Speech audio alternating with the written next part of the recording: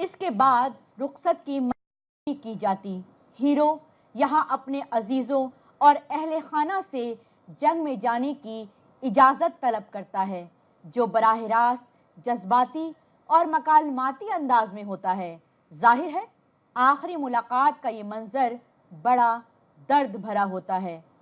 زینب کے چھوٹے بھائی حضرت عباس شہید ہونے جا رہے ہیں تو بڑے بھائی حضرت امام حسین اس کی جدائی میں بے قرار ہیں، اور دونوں کی یہ حالت دیکھ کر بہن ان سے زیادہ بے قرار ہے۔ انیس کہتے ہیں، بھائی کے اضطراب پہ زینب کا ہے یہ حال، ڈھلکی ہوئی ہے سر سے ردا اور کھلے ہیں بال، عباس سے یہ کہتی ہے رو کر بسد ملال، چھوڑو نہ شہ کو اے اسد کبریا کے لال، کیا کہتے ہو سکینہ سے منہ موڑ موڑ کے، بھیا کدھر چلے میرے بھائی کو چھوڑ کے، بھیا کدھر چلے میرے بھائی کو چھوڑ کے۔ یہ حال دیکھ کر امام حسین مخاطب ہوتے ہیں، سب گھر کی بیویوں سے کہو میرے پاس آئیں، بانو کہاں ہیں زوجے عباس کو بلائیں، گودی میں تشنہ کام سکینہ کو جلد لائیں، کوچ اب جہاں سے ہے ہمیں سب آ کے دیکھ جائیں، یہ نوجوان سنبھالے گا گھر جب مروں گا میں، عباس سے ہر ایک کی سفارش کروں گا میں۔ رخصتی کا لمحہ اور پنڈت برج نارائن چکبست کا ذکر نہ ہو۔ چکبست کے اسلوب پر میر انیس کا رنگ صاف دیکھا جا سکتا ہے۔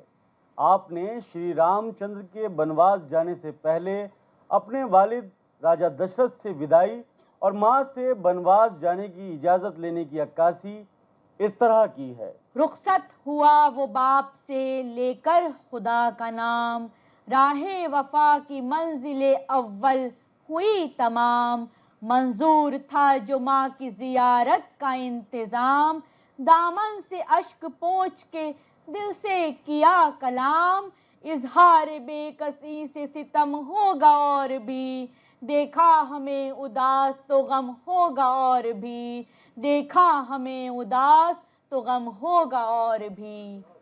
پھر ہوتی ہے میدان جنگ میں ہیرو کی آمد، جسے اکثر شاعروں نے بڑے اہتمام کے ساتھ نظم کیا ہے۔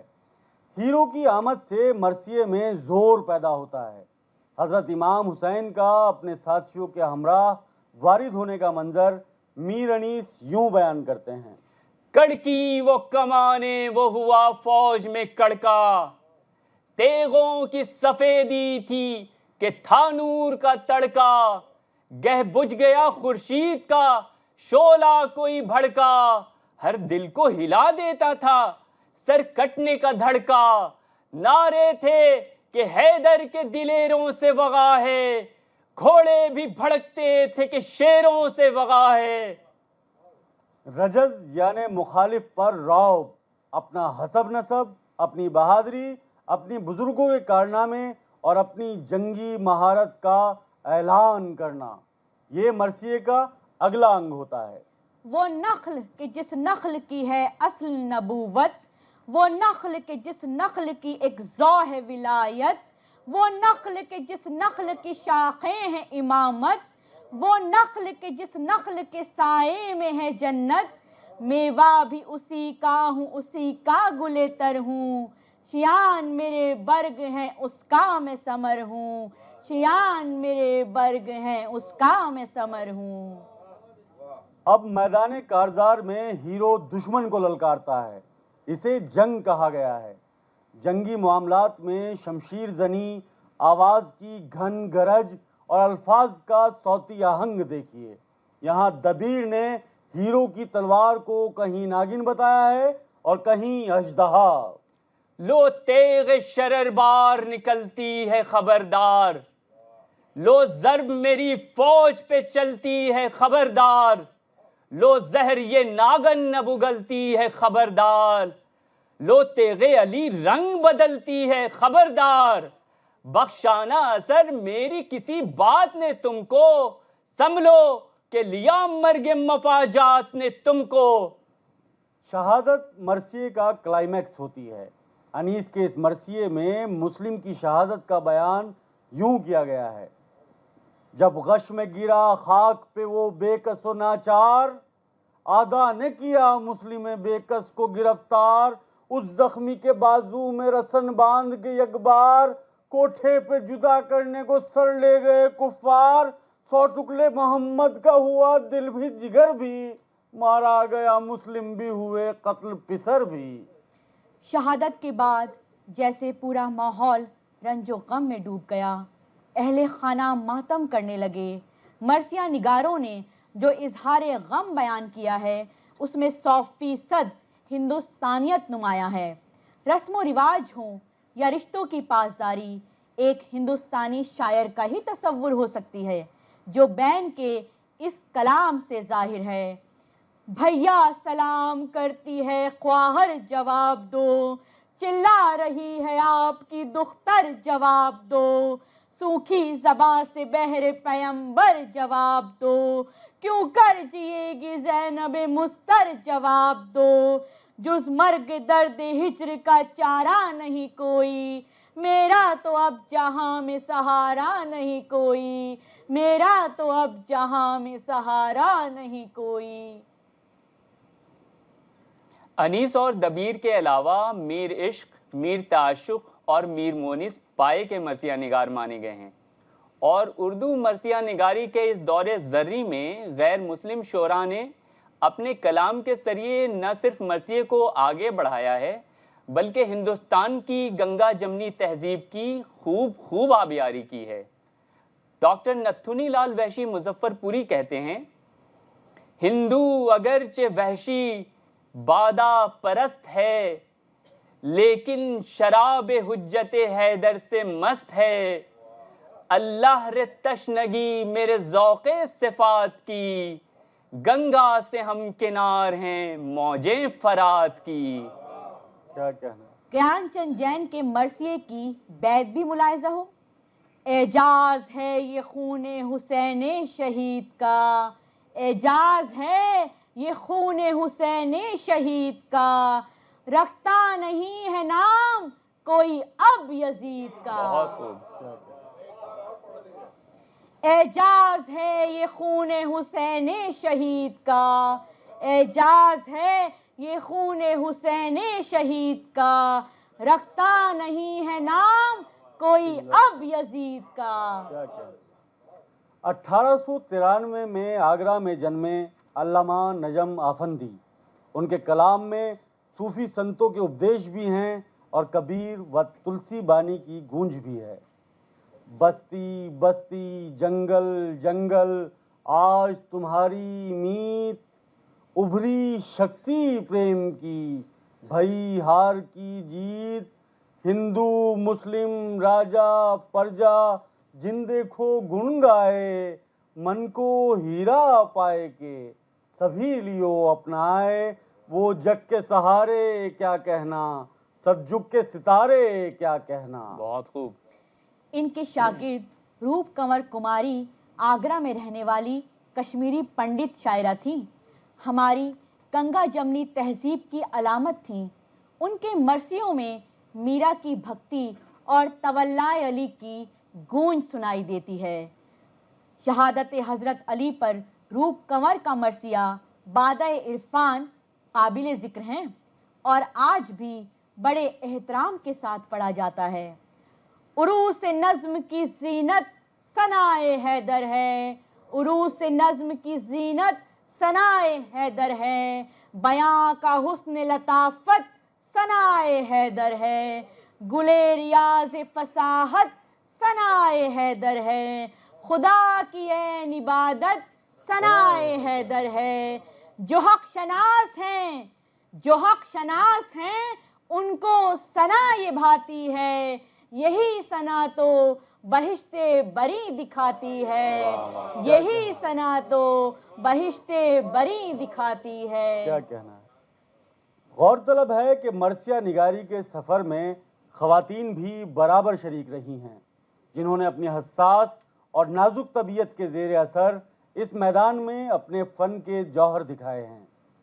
بیگم مختار فاطمہ زیدی نے 20ویں صدی کے ابتدائی دور میں اپنا مجموعہ مراثی چراغ تہ داماں تصنیف کیا۔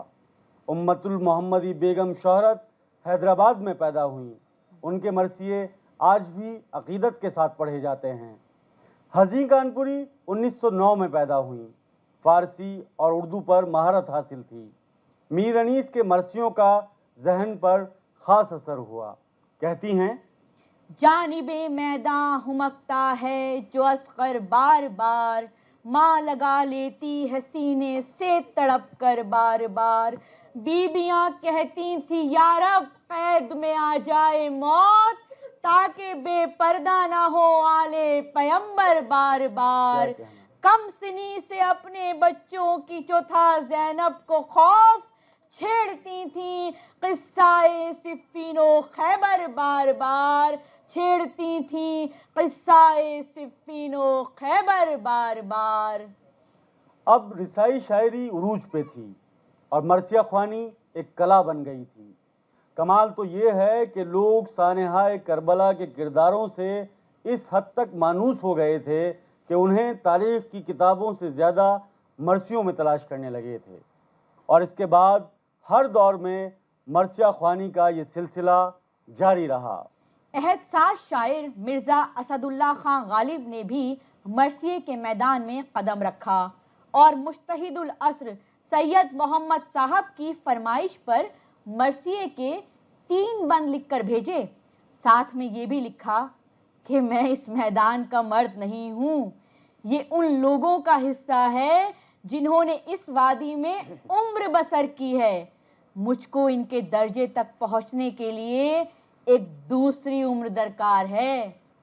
آزاد اور حالی دونوں نے اس بات کا اعتراف کیا ہے۔ غالب کے وہ بند ہیں، ہاں اے نفس باد سحر شعلہ فشاں ہو، اے زمزم قم لب عیسیٰ پہ فغاں ہو، اے دجلہ خوں چشم ملائک سے رواں ہو، اے ماتم یان شہ مظلوم کہاں ہو، بگڑی ہے بہت بات بنائے نہیں بنتی، اب گھر کو بغیر آگ لگائے نہیں بنتی۔ 19ویں صدی کا وسط، مرثیے کا مضمون اور موضوع بدلنے لگا۔ واقعہ کربلا سے ہٹ کر شخصی مرثیے بھی لکھے گئے اور شخصی مرثیوں کو نظم اور غزل کی حیت میں پیش کرنے کا رجحان غالب ہوا۔ مرزا غالب اپنے پیارے بھتیجے عارف کی وفات پہ کہے بنا نہ رہ سکے۔ جاتے ہوئے کہتے ہو قیامت کو ملیں گے، جاتے ہوئے کہتے ہو قیامت کو ملیں گے، کیا خوب قیامت کا ہے گویا کوئی دن اور، ہاں اے فلک پیر جمع تھا ابھی عارف، ہاں اے فلک پیر جمع تھا ابھی عارف، کیا تیرا بگڑتا جو نہ مرتا کوئی دن اور۔ الطاف حسین حالی نے غالب کا مرثیہ لکھا، بلبل ہند مر گیا ہے ہاتھ، بلبل ہند مر گیا ہے ہاتھ، جس کی تھی بات بات میں ایک بات، نقطہ داں نقطہ سنج نقطہ شناس، پاک دل پاک نظر پاک صفات، شوق اور بزلہ سنجو شوق مزاج، رند اور مرزائے کرام و ثقات، لاکھ مضمون اور اس کا ایک ٹھٹول، لاکھ مضمون اور اس کا ایک ٹھٹول، 100 تکلف اور اس کی سیدھی بات، 100 تکلف اور اس کی سیدھی بات۔ اس کے مرنے سے مر گئی دلی، مرزا نوشا تھا اور شہر برات، یا اگر بزم تھی تو اس کی بزم، یا اگر ذات تھی تو اس کی ذات، شہر میں ایک چراغ تھا نہ رہا، ایک روشن دماغ تھا نہ رہا۔ راہی شہر آشوب سناؤ، کیسی غزل اور کیسا قصیدہ، دلی جو ایک شہر تھا عالم میں انتخاب، دلی تو ہے پہ وہ دلی نہیں ہے یہ، ہستی تو ہے ضرور مگر اپنے حال پر، اب ویسے بات بات پر ہستی نہیں ہے یہ، اب ویسے بات بات پر ہستی نہیں ہے یہ، اب ویسے بات بات پر ہستی نہیں ہے یہ۔ راہی معصوم رضا نے اپنی اس طویل نظم کرانتی کتھا میں 1857 کی پہلی جنگ آزادی اور اس کے بعد پھیلی دہشت اور بربادی کا یوں بیان کیا تھا۔ ملک غدر کی زد میں ہے، خاص طور سے دارالسلطنت دلی، ہر طرف قتل و غارت گری، مرثیہ نگار کس کس کا دکھڑا روئے، کس کس کا مرثیہ لکھے، تو ان حالات میں افراد کا نہیں شہر دلی کا مرثیہ لکھا گیا، جس کا کہ کبھی شاعر قصیدہ لکھتے تھے۔ تو یوں رقم ہوتا ہے اردو ادب کا شہر آشوب۔ خالی نے مرثیہ دہلی مرحوم کچھ اس طرح رقم کیا: تذکرہ دہلی مرحوم کا اے دوست نہ چھیڑ، تذکرہ دہلی مرحوم کا اے دوست نہ چھیڑ، نہ سنا جائے گا ہم سے یہ فسانہ ہرگز، بزم ماتم تو نہیں بزم سخن ہے حالی، یا مناسب نہیں رو رو کے رلانا ہرگز، مٹ گئے ہیں تیرے مٹنے کے نشاں بھی اب تو، اے فلک اس سے زیادہ نہ مٹانا ہرگز، اے فلک اس سے زیادہ نہ مٹانا ہرگز۔ لیکن یہ پہلی بار نہیں تھا جب دلی کی بربادی کا ماتم منایا گیا ہو۔ نادر شاہ اور ابدالی جیسے خونخوار لڑاکوں نے دلی کی اینٹ سے اینٹ بجا دی تھی۔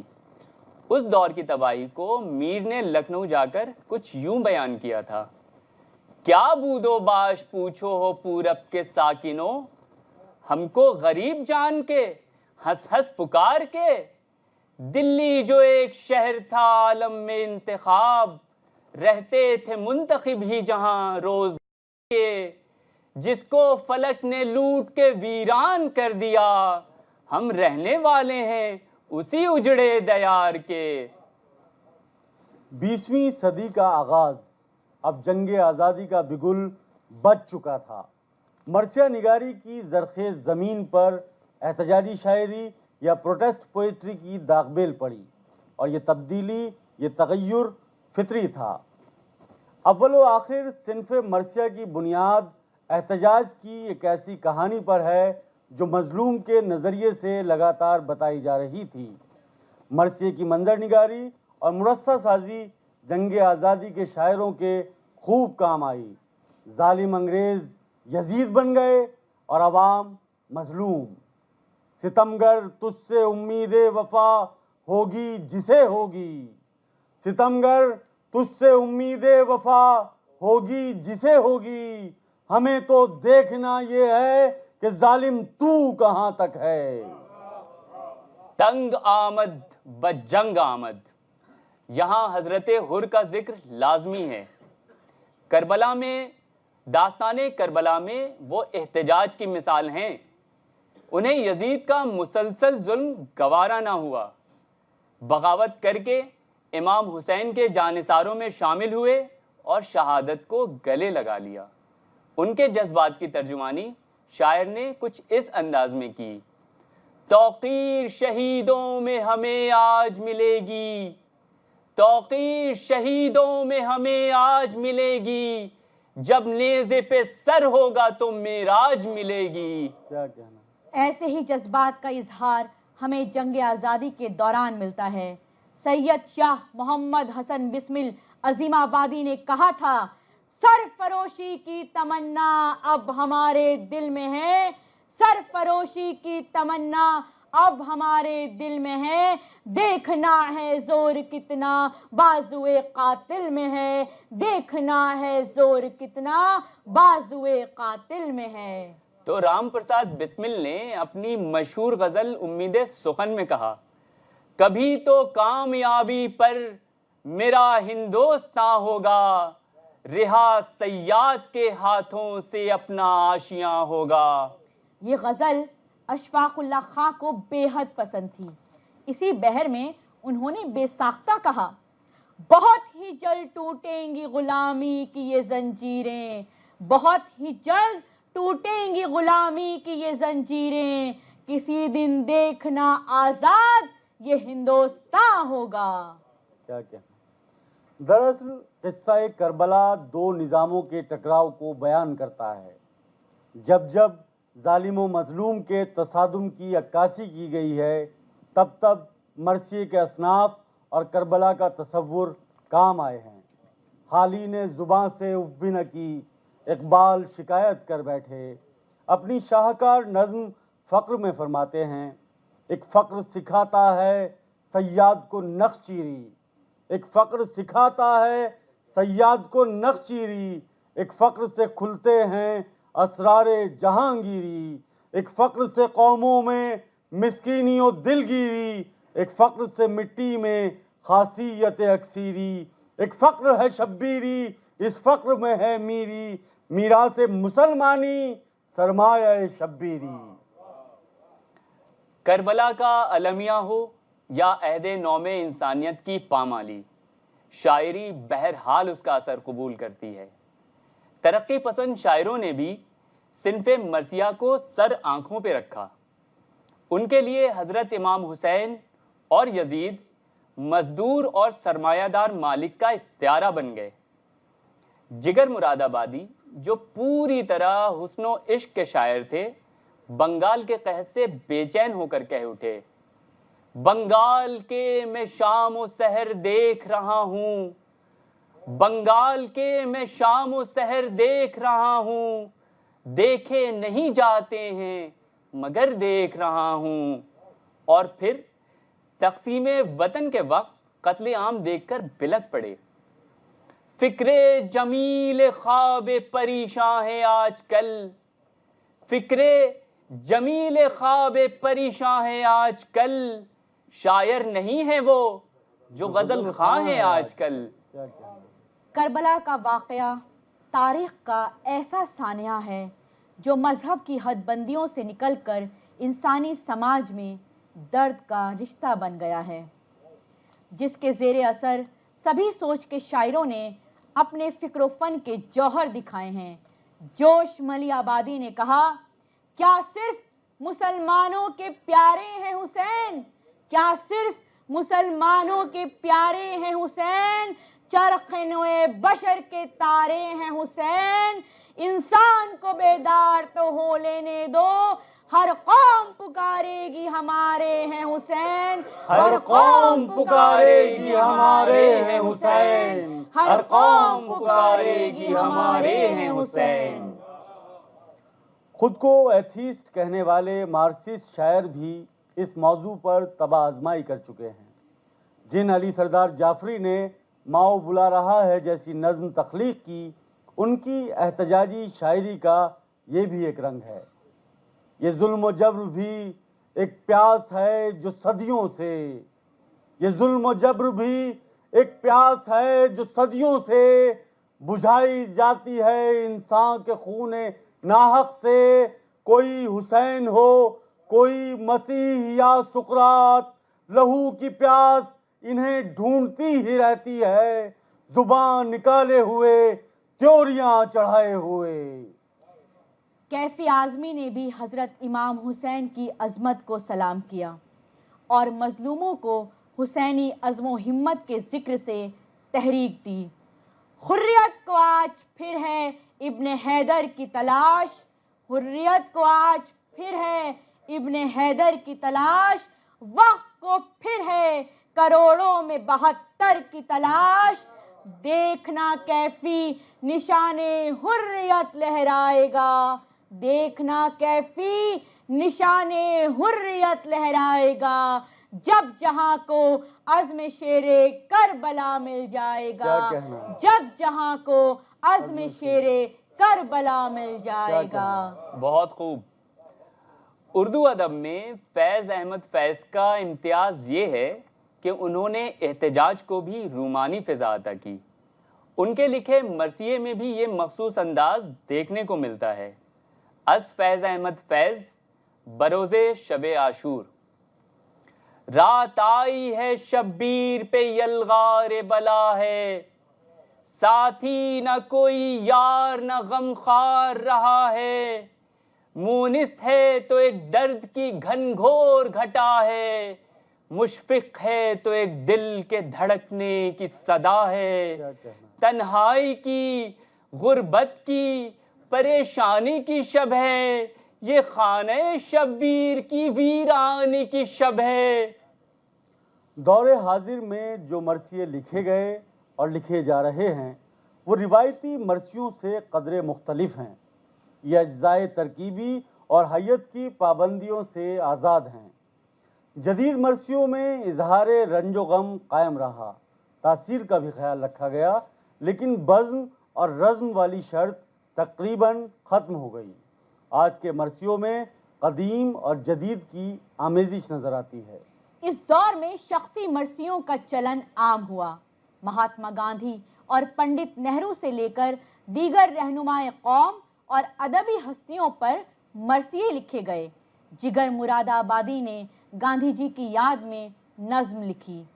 ہزار در ہزار ہیں اگرچہ رہبران ملک, مگر وہ پیر نوجواں وہ ایک مرد صف شکن, وہی مہاتما وہی شہید امن و آشتی, پریم جس کی زندگی خلوص جس کا پیراہن, وہی ستارے ہیں مگر کہاں وہ مہتاب ہند, وہی ستارے ہیں مگر کہاں وہ مہتاب ہند, وہی ہے انجمن مگر کہاں وہ صدر انجمن, مگر کہاں وہ صدر انجمن.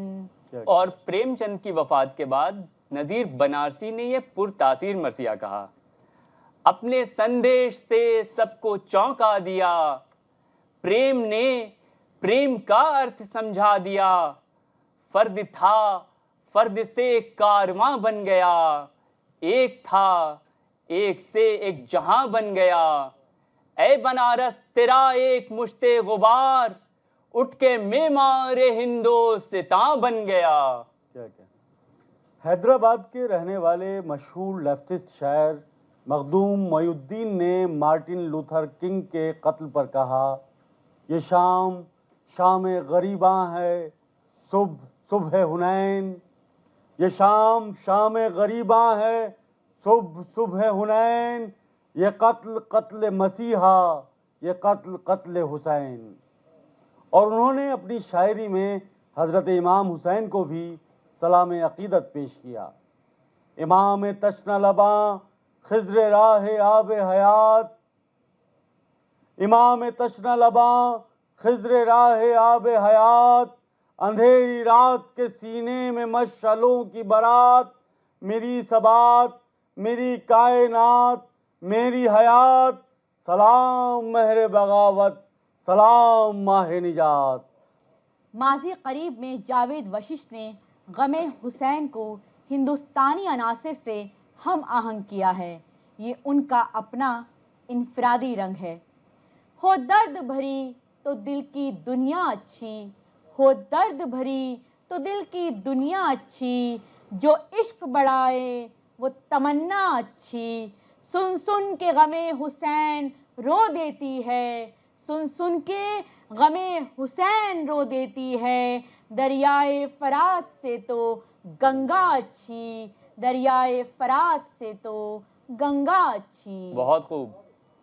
کالی داس گپتا رضا غالب شناس مانے جاتے ہیں. انہوں نے عمدہ غزلیں, نعتیں, سلام اور منقبت کہہ کر ہندوستانی تہذیب کا حق ادا کر دیا ہے.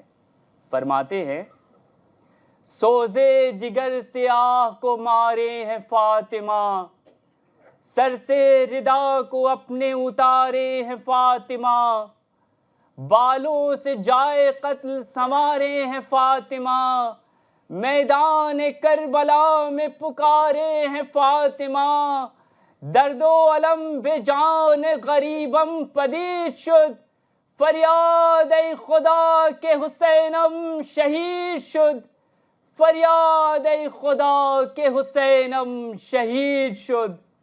کنور مہندر سنگھ بیدی ادبی دنیا میں اپنے نعتیہ کلام سے مقبول ہیں۔ انہوں نے حضرت امام حسین کو اپنی عقیدتوں کا خراج اس طرح پیش کیا: زندہ اسلام کو کیا تو نے، حق و باطل دکھا دیا تو نے، جی کے مرنا تو سب کو آتا ہے، مر کے جینا سکھا دیا تو نے، مر کے جینا سکھا دیا تو نے۔ تو مختصر سی بات یہ ہے کہ ہندوستان کے رنگوں میں رچی بسی صنف مرثیہ نے ذاتی رشتوں اور آپسی محبت کا بھرپور احترام کیا ہے، اور شاعری میں شامل محب اور محبوب کے دائرے میں بہن بھائی، ماں بیٹے، خادم و مخدوم، عوام اور رہنما غرض سبھی کو شامل کر لیا ہے۔ اگر ایسا نہ ہوتا تو اردو ادب اس سرمائے سے محروم رہ جاتا۔ مرثیے کو اگر خالص ہندوستانی ثقافت اور شاعری کے اصولوں پر پرکھا جائے تو ہر اعتبار سے کھرا اترتا ہے۔ ہمارے کاویہ کا دار و مدار جن نورس پر ہے وہ تقریباً سب کے سب مرثیے میں پائے جاتے ہیں۔ ہاں، شرنگار واقعات کی منظر کشی میں تو نہیں ہے، لیکن زبان کی ہندوستانیت نے یہ حسن بھی پیدا کر دیا ہے۔ اردو شاعری اپنے تمام اصناف کے ساتھ عالم ادب میں مقبول تھی۔ مرثیے نے اسے اپنی فکری وسعت سے مزید مالا مال کیا۔ اس کے موضوعات، بیانیہ، لفظیات، استعارات، تلمیحات، تشبیہات، منظر نگاری، رجز اور صوتی آہنگ سب کے سب خود اپنی شناخت بن گئے، اور مرثیے کو اردو شعری ادب کی ایک بے مثال صنف تسلیم کر لیا گیا۔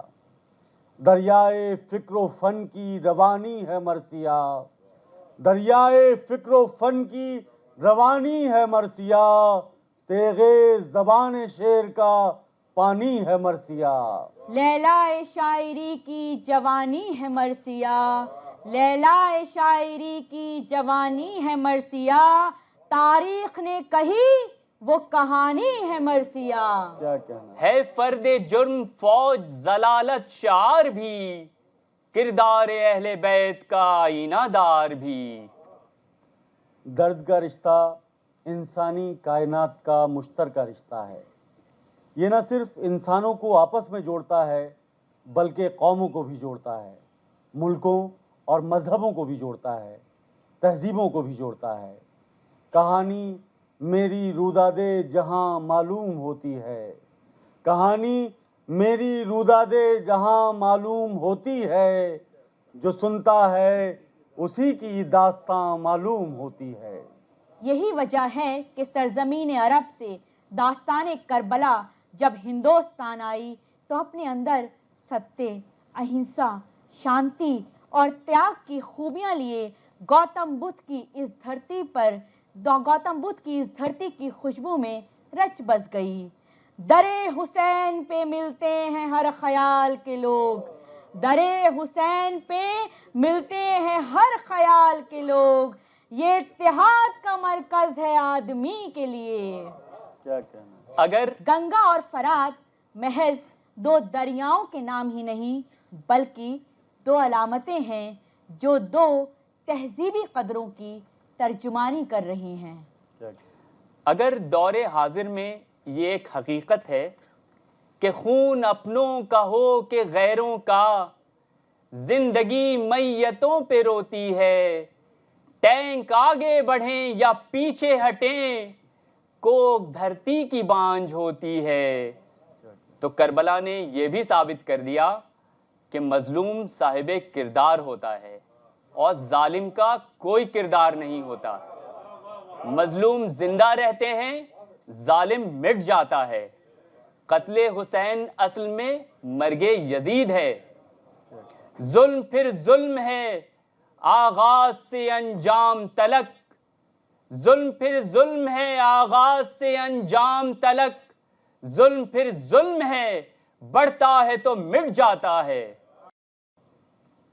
مرثیہ اسی عزم کی عکاسی کرتا ہے، قومی یکجہتی کا پیغام دیتا ہے، آپسی رواداری کی دعا کرتا ہے۔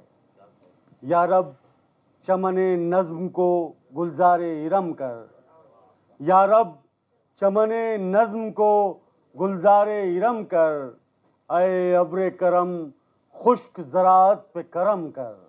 تو فیض کا منبع ہے توجہ کوئی دم کر، گمنام کو اعجاز بیانوں میں رقم کر۔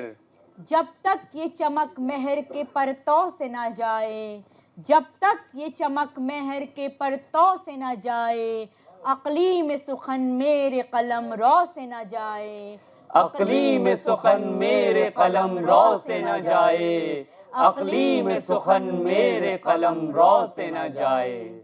شکریہ حاضرین۔ آداب۔